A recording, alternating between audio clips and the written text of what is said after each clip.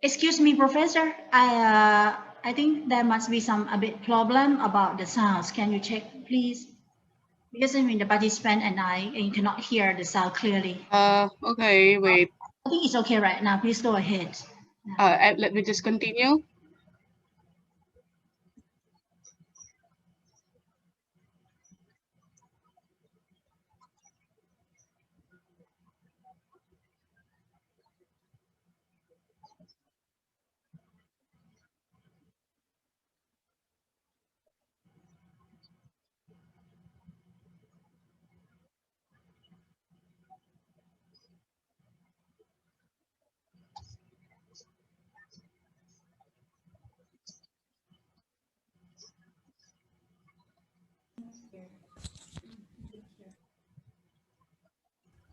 Yeah, Professor, I cannot hear your voice.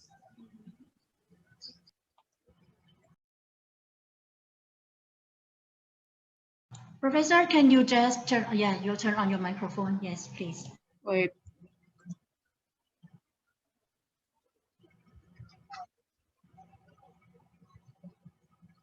I'm sorry for that. Let me just increase the volume. Let me know if the audio is okay. Okay, we can hear you clearly. Please go ahead.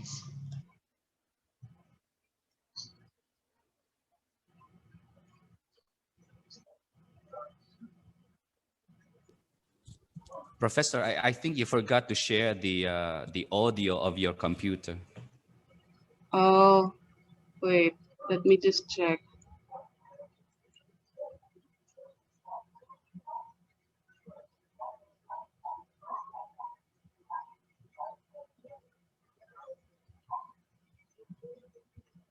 But can you hear me now? Yes. I can hear you. Okay, very clear. Oh, but with the presentation, you can hardly hear the audio. Okay, we can hear you right now very clearly. Yeah. But the audio on my presentation, can you hear it? No. Your presentation cannot. You cannot? Yes, you cannot. Oh wait. I have to check. I think I have to share also the audio for that. I'm not sure.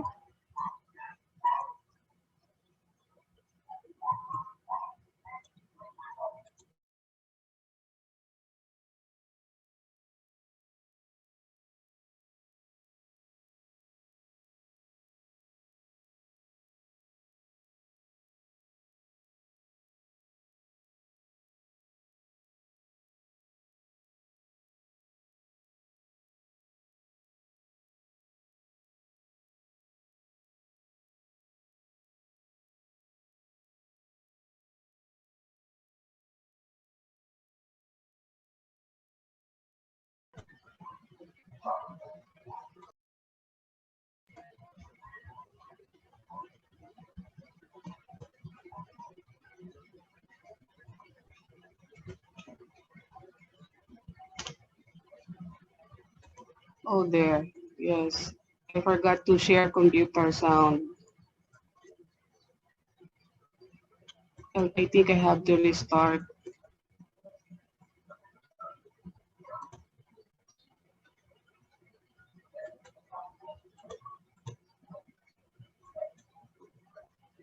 Good day, everyone. This is Ellenita from Malayan Colleges, Laguna, Philippines, and I'm very happy that I'm part of this year's conference. Regardless of the situation that we are all experiencing due to pandemic, the quest for finding solutions to existing problems will always be a very good contribution on our part. Today, I am sharing with you the role of technology tools and attitudes during pandemic on the successful online performance of college students. I would just like to say, before I begin my presentation, that I am grateful for Rangsit University and to Dr. Kanda for always inviting me to be part of this international conference since 2018. The knowledge, experience, and friends gained served as an inspiration to continue with my commitment and passion on doing research.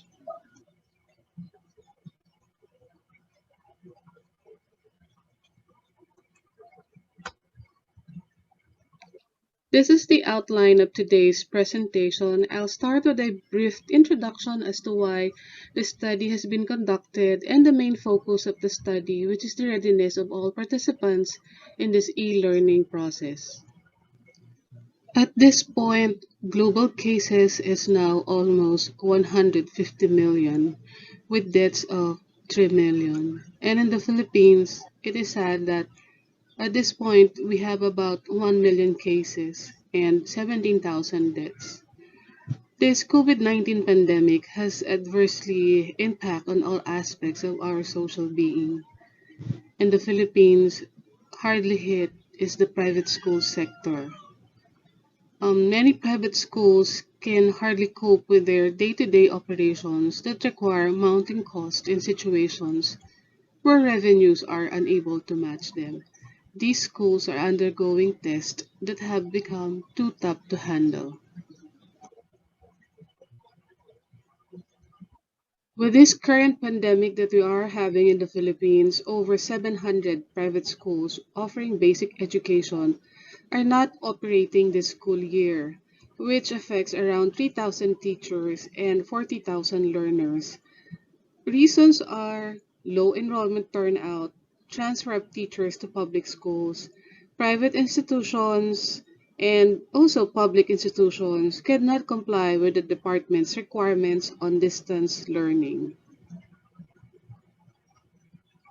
With the problem at hand, these private institutions still want to ensure that they will continue to provide education to students and, of course, employment among its employees, while on establishing flexible learning delivery modes that will provide access to all students, regardless of their economic background. In order to migrate to these delivery modes, however, private schools are looking at massive training of its faculty in preparation for the school opening with the help of Commission on Higher Education Department and the Department of Education. However, institutions are warned not to hurry and adopt without planning, as mentioned by Trinidad. Institutions can make a blunder or mistake caused by unfamiliarity with requisites of e-learning, including the selection of the right e-learning solutions. In order to reduce the risk of failure and increase the chance of success, a tool for measuring the readiness along the critical factors in implementing an e-learning environment is essential. As for the methodology, survey method was employed to get direct, valuable knowledge of the readiness of the BSIS students to an e-learning environment. Meanwhile, the readiness information of the institutions are from the school's website news articles and actual learning materials created by faculty members. The survey contains a total of 53 questions divided into three parts: technology access, technology skills, attitudes towards e-learning. And in addition, students are also asked on their usage of the different functionalities of Blackboard Learn and its impact on their learning performance.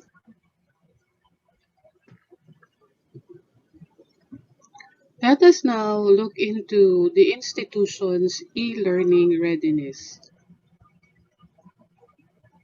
In Malayan Colleges Laguna, a breakout year was experienced in 2015 by offering a record-breaking number of courses to its growing student body on Blackboard Learn.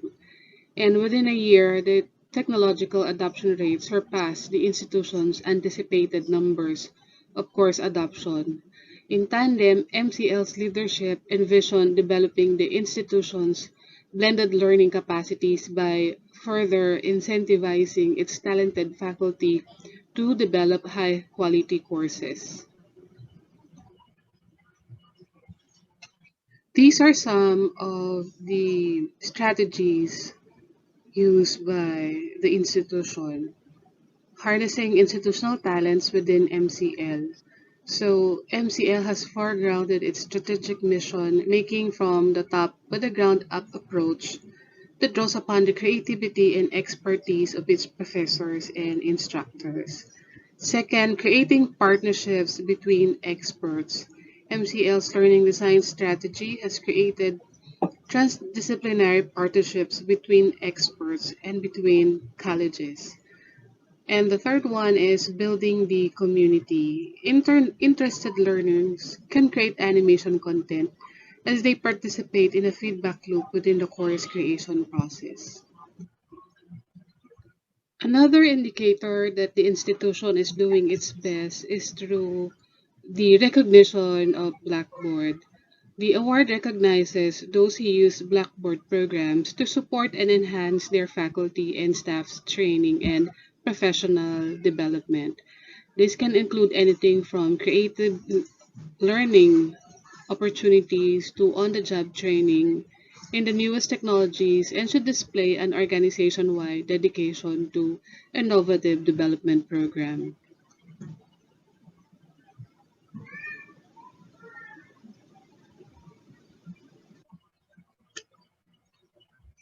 As for the administration of the institution, nothing can beat the support of the top management in the use of digital education that is aligned with the vision of the institution.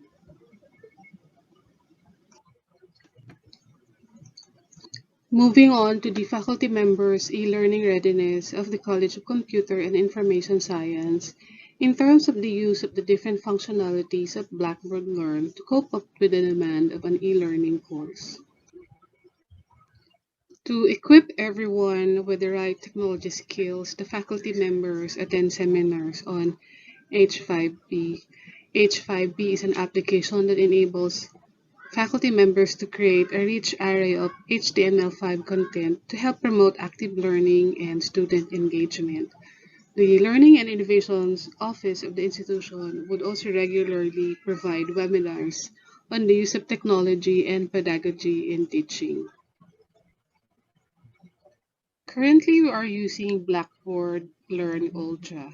This Ultra course view is the simplified and streamlined course view that is fully responsive, which is designed for PCUs, tablets, and smartphone. The Ultra experience is the term for the new user interface that is more personalized, proactive, and intuitive for learners and educators. The experience includes a new navigation and activities stream. As you can see, we have here the quick access menu on the upper right-hand corner of the screen. And then also we have a left navigation, we have a left pane navigation wherein you have here a link to show the roster of students in the course and as well as the course description. And we also have here Blackboard Collaborate, okay, and also attendance, announcement, and so on. These are the common tools and functionalities for online learning that are available in Blackboard Learn, which can help faculty members accomplish the usual task being done so that learning can be achieved. We have tools for communication, for course progress of the students, course content creation, items that can be added to our courses, and some interactive assessment tools like H5P or another communication tools via Microsoft Teams, and also video platforms such as Panopto. There are several ways on how we can communicate with students through Blackboard, one of which is Blackboard Collaborate Ultra. Collaborate is a built-in tool for video and oral communication that is suited for giving lectures or group guidance over the web. It has a raising your hand function that puts students in a prioritized queue, as well as digital whiteboard for brainstorming, screen sharing or share file, a chat, and a poll. If their students are unable to participate at the day of the Collaborate meeting, they can still see the lecture afterwards because of the Collaborate's recording function. Another way of reminding students of the learning tasks that they have to accomplish is through course calendar. In the course calendar, you can see all events from all the courses where you are assigned a role. You can filter out courses and toggle between month, week, and day view. To create an event, you only need to double click on a date, write the name of the event, and whether or not it should reoccur on later dates. You can also change deadlines for assignments and other events by simply dragging and dropping the event from one day to another.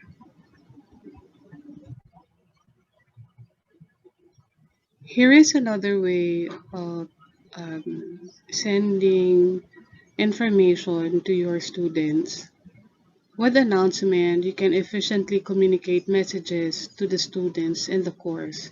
Students will be immediately notified on Blackboard when a new announcement is made, and students who use the Blackboard app will receive a push notification. For important announcement, you also have the option to send it as an email. What is good about announcement is that you can also see the number of viewers of the course.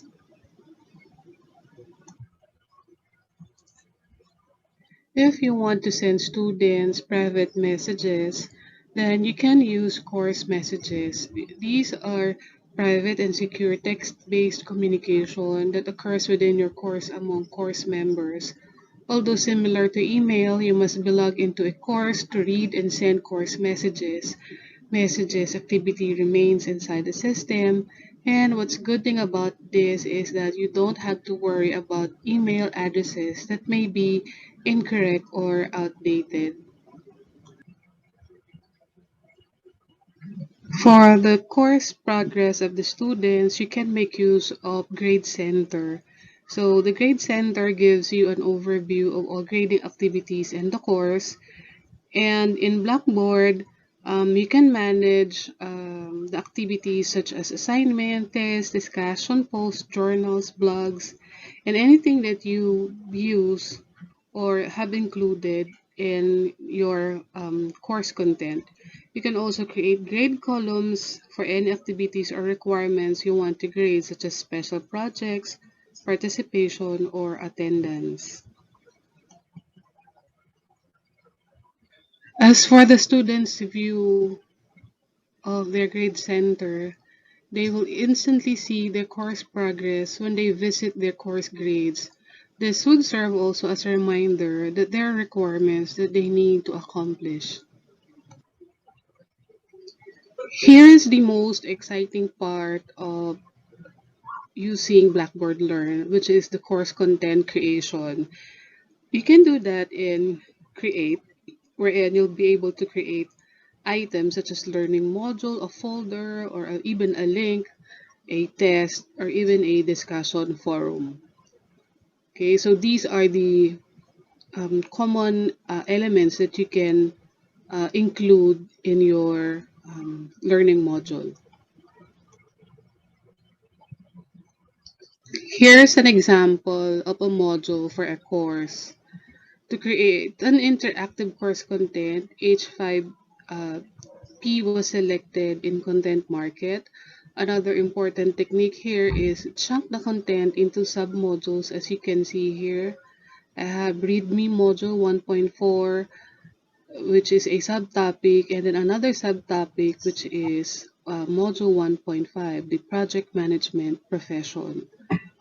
Also, asynchronous learning can also be achieved with Collaborate and including it as part of the module with the use of links.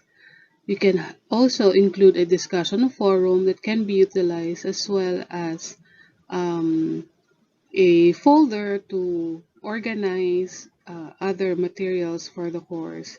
And then, of course, an assessment to check on the learnings of the students. Aside from create, we can also make use of content market. In this case, I've just selected H5P to be included in my module. With H5P, content may be created from within Blackboard. You get your own H5P content repository as well, and grades are stored in Blackboard also. It can also provide analytics within Blackboard so that teachers may see what the learners answer to the different questions within the H5P content. As you can see, we have here drag the words, fill in the blanks, drag and drop, course presentation, interactive video, and so on. So you may integrate that in your course in presentations as well. Here's an example of a content type which is drag the word, which can test and help retain the knowledge learned of the students. So this will be strategically placed within the course presentation. As you can see, all the students need to do is to drag the words into the correct boxes. Another way of presenting your content is through the use of another content type in H5P, which is memory game. So this is a fun way also of learning since they get to play a bit. One good thing about the content created in H5P is that it can be reused in your future courses and can be shared as well with colleagues. So you do not have to start from scratch again because you have already your H5P content. Test in Blackboard supports many question types, such as essay question, multiple choice, true or false, and also, after a test has been created, it needs to be distributed to a content area. So you have to go back to your content area creation. And from there, the student can access the test. Also, what's good about this is that in the exam settings, you can set the due date, the grade category, grading also, um, also the time limits. Now you can put a time limitation to the um, taking of the test of students, and also the number of attempts. And if you're worried about plagiarism, then you can make use of the tool originality report.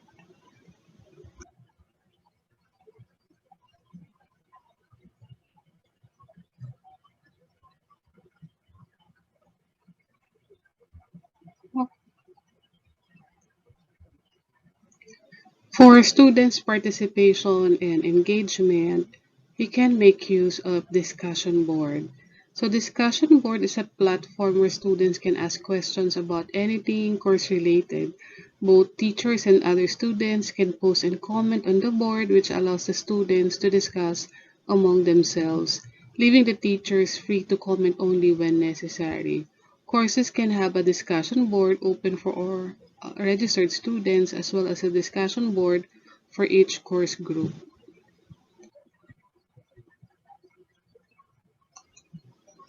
Students answered a survey to assess their readiness on e-learning environment, and it is divided into three parts: the technology access, technology skills, and attitudes towards e-learning.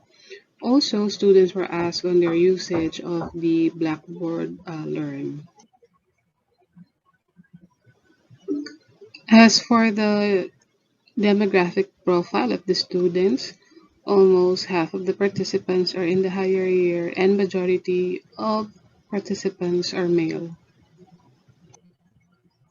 Students are asked on how comfortable they are with the use of computer, the internet, and Blackboard Learn, It is expected that they will be comfortable with all, but surprisingly, they feel that they are still somewhat comfortable in using Blackboard, even if they have been using it for quite some time now.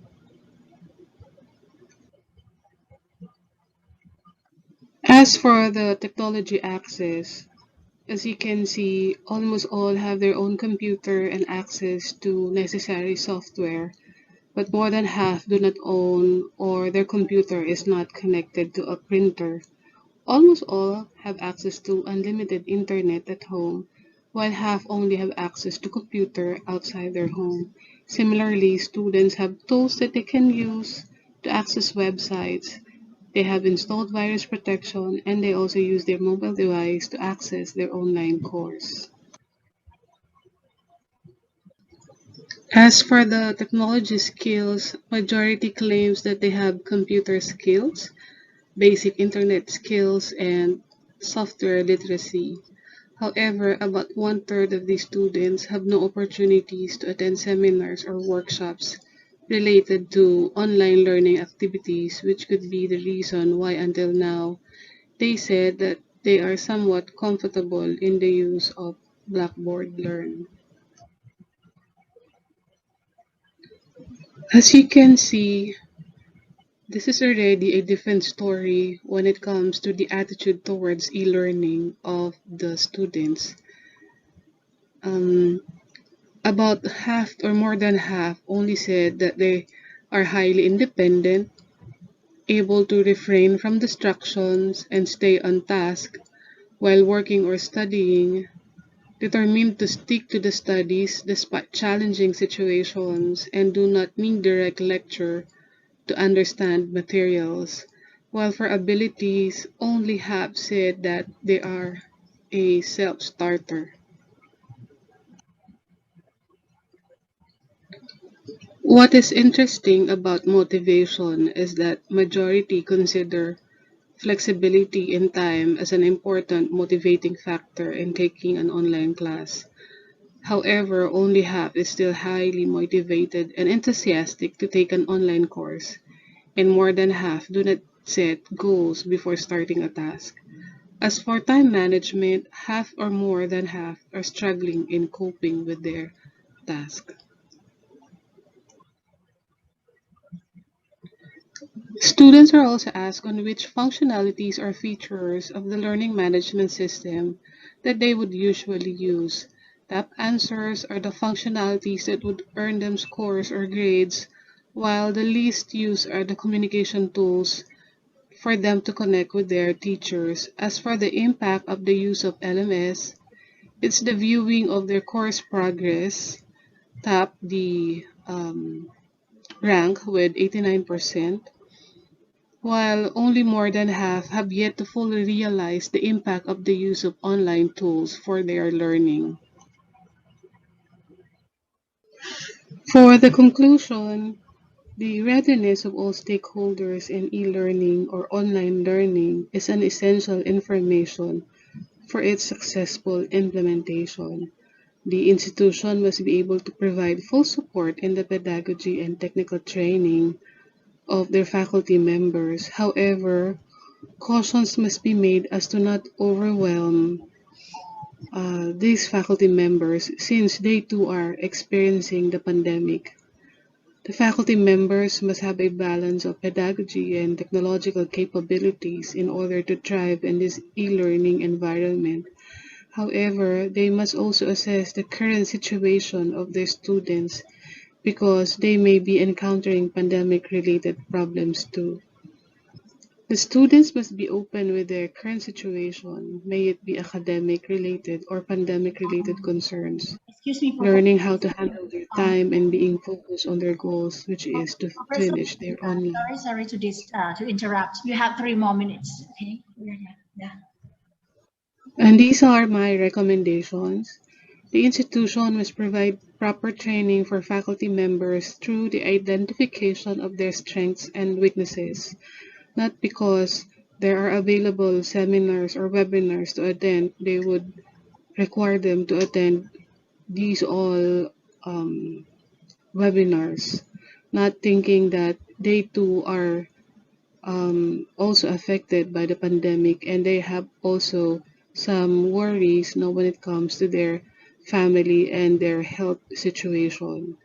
The institution must also provide mental health seminars for students and faculty members, especially at this point that we are all in fear of what is happening around us due to the pandemic.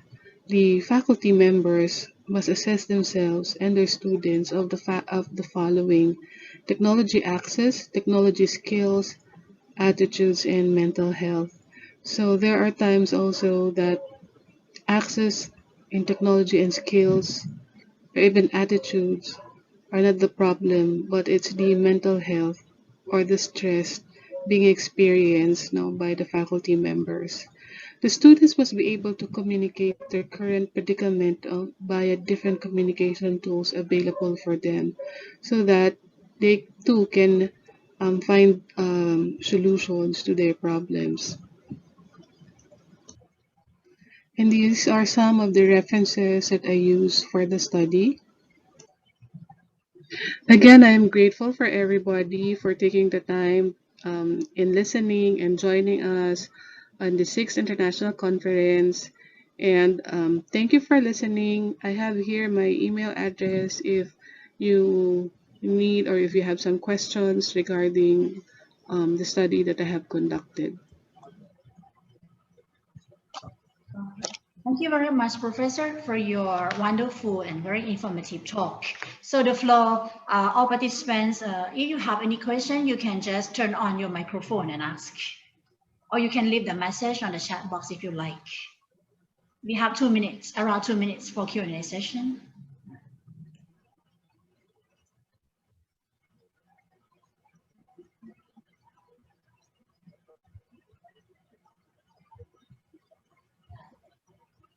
Any question? All right, then, okay. If nobody asked any question, may I ask you some question, Professor, regarding to your talk, all right? Okay. Okay, Professor. My question Yes. is, how do you maintain human interaction with your students? Elena, yes. How do you maintain human interaction with your students? In my case, of course, there are a lot of communication tools that we can use, such as the LMS. Now, it has a built-in communication tools already, but also students sometimes would like to make use of social media. One is the use of Messenger. In the Philippines, students commonly use this communication tool to send messages or contact their professor. Okay, so we create a group chat and ask students if they have any concerns regarding our course, no, or any submissions that they're not able to submit. Then they have to just send a message. Also, with the power of Blackboard is that it has a built-in teleconferencing tool. So what I do is do not require really, especially if they're still sleeping, no? Because at this point, we do not know the sleeping pattern of students. Some of them are still awake, early in the morning, and then during lunchtime up to the evening, they're sleeping. So what I usually do is that per week, I have an asynchronous meeting with them, okay, so that I could still hear them talk, okay, and also hear and just to say how they are doing at this point during the pandemic, because that is also important. Understanding their situation also, because some of my students, they are their parents, of course, are asking them to help out with the household chores, or sometimes they're asked to do some errands going out of the house and all of that. So sometimes they cannot join our teleconferencing. But what's good about the use of Blackboard Collaborate is that you can also record, okay, and then share the link with them, and then if they have any questions, they could send a message for clarifications. But the thing is that not all would do that. Not all students would send a message or to chat or to call a teacher. You know, but there are still some that would do that, and if that would happen, I really tell them that I appreciate. No, I appreciate that they send a message or send an email, no, so that I would know their status. You know, if they're I hope that they're healthy and not affected with the pandemic, because most of them, the reason is that um, yeah, there are some errands, you know, and then of course is that the internet connection. Okay, so I think that is a common problem not only in the Philippines, no, but in other parts of the world as well. No, as you all know, I like today, you know, I'm just praying that you can hear me clearly or that the connection is good so that we could do this. Thank you very much, Professor. So, any more question? All right, then I think everything is quite clear right now. So thank you very much, Professor. Okay, Thank you, everybody, and good morning. All right. Okay.